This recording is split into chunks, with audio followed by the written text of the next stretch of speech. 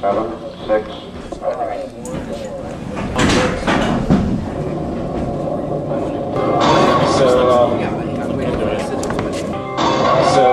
Welcome to the Ask Dr. Hal Show 2.0, Conversations with Dr. Hal.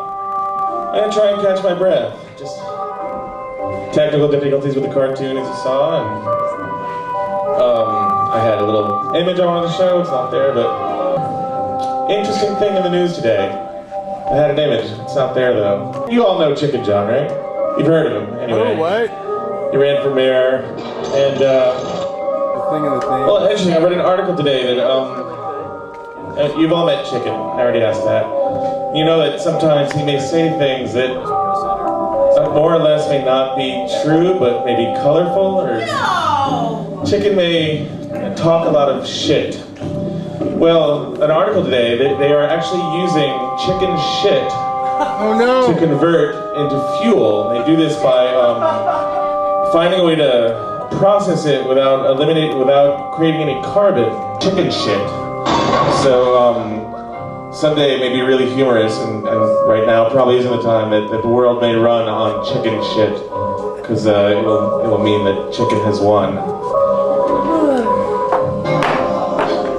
Anyway, without further ado, things that aren't true.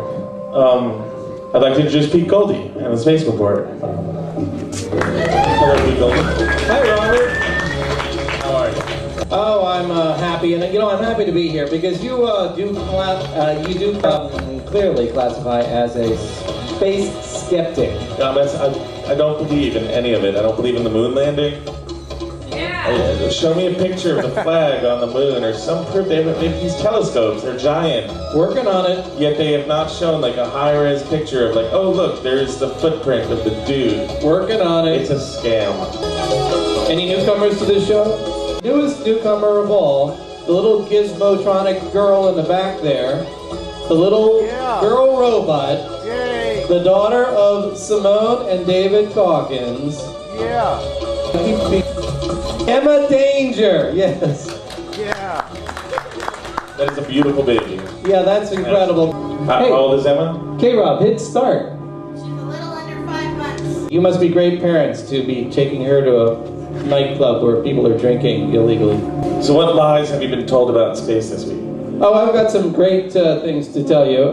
The background image before the thing started, I wanted you to understand, was the European Space Agency's Planck spacecraft. It's going to measure with great precision the background microwave cosmic radiation.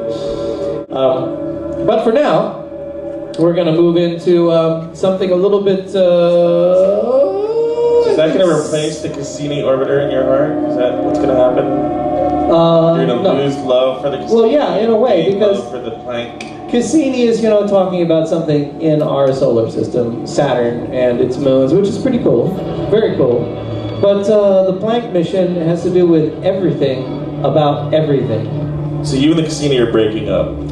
Does the Cassini know this yet? Well, I think it's sort of like, Look at the audience. This is you know, it's a little bit bigger than just Cassini and me, what we're talking about here. This is really major. And we're talking about not only the whole universe, but all of time and the universe, all of that. So, you know, I might have a little fling with that craft. We'll see how that works out. Charts will be involved. Yeah. Oh, I've already brought up my first space image of a nearby star called Sol there. And the reason I'm bringing this up is I have some good news.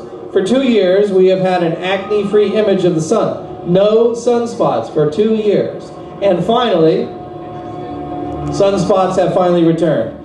It's taken a long time. Of course, the sun goes through an 11-year sunspot cycle. And we had a minimum. The minimum went down to quite a minimum. It has not been this low in over 100 years. But it's finally coming back. And what is news to me, though, and the reason I'm showing this image, is they actually understand why there were no sunspots for a long time. This is really quite remarkable when you think about it. Wait, you don't believe in the sun? I do believe in the sun. Oh, you've seen that. Okay. All right. All right, let me read this to you. It's a little bit hard to understand. But the sun is not a solid body like the Earth and this skull and that skull. It's really, you know, this big fluid spinning at different rates depending upon where you are. Underneath the surface of the sun is a river of gas, and that river of gas is called torsional oscillation. It's a jet stream-like movement, and it's about between 1,000 and 7,000 kilometers below the surface of the sun. And, you know, considering the diameter of the Earth, 13,000 kilometers, so you're looking at something that is, you know, half the diameter of the Earth below the Earth. They can pick it up because of these spacecraft we have, which are constantly staring at the sun. Anyway, the flow of this gas has been linked to the solar cycle, but it's been hard to determine what's going on. And what they finally figured out is that this gas torsional flow starts at the poles, slowly moves down toward the lower latitudes, and it moved slower than normal. And it gets down to about 22 degrees. Once it hits about 22 degrees latitude of the sun, then you start to see sunspots again. So they've actually related a physical attribute of flowing gas inside the sun to the presence or absence of sunspots. That's news, people. Does NASA know how fake this stuff looks? What, this stuff looks right like here? June Lockhart would walk onto the set and be like, guys, I'm not buying this. I'm off. Tell Robot to call me when we're ready with real sets. Now, if we can take a little break here, I would like to introduce a sponsored product. And my spokesmodel, next image, my spokesmodel is going to bring out the product. We haven't been sponsored. Here is the spokesmodel. Unfortunately, she is wearing the Brazilian astronaut outfit, but she is in there, this lovely model. This is Levy's kosher jar of nightclub owners' tips and stage advice. This jar is also made by Italians, but the Italians were working for Jews. Number one, happy hour isn't even mildly amusing. Is that true? It's true. It's true. Nothing happy about it. If you let the band out park out front, you can later charge them $25. Is that true? I never did that. Yeah, but you could have. I could. Yeah. Anytime someone books an event with the word burning in it, get money up front. Very, very true. If you call it 12 Galaxies, be sure you have at least 10 on site. That's right. There's lots of galaxies. Speaking of 12 galaxies, we got Frank Chu in the house. Yeah. Today I had a chance to talk to Paul Chambers, who's at Simone. He's a nice guy at protest up there. And he let me talk about the other populations and other galaxies, also about myself as a movie star. So they had a chance to film me, and I already met Chief of Police Heather Falls and Mayor Gavin Newsom.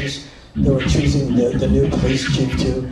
And also the ABC World News, CBS Evening News, they already had a chance to film me with press conferences.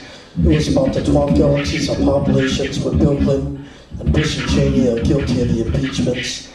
So probably about 2012 or 2010, I'll probably get the impeachment and get it proven I should have been paid as a movie star too. Thank you. I named my club after Frank Chu's protests. yeah, when there were only 12 galaxies, there are now quinzillions of them. There's so many.